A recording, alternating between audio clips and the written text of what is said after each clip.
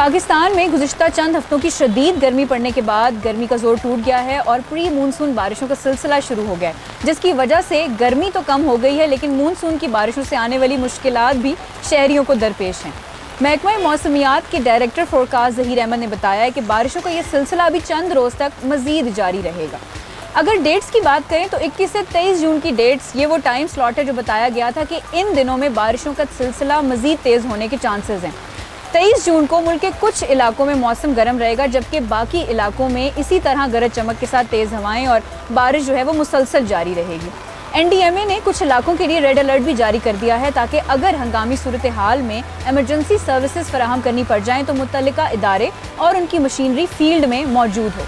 आप भी ये मौसम इंजॉय करें, लेकिन घर से निकलते हुए अपनी छतरी और बरसाती रखना मत भूलें। तफसीलात के लिए विजिट कीजिए urdunews.com।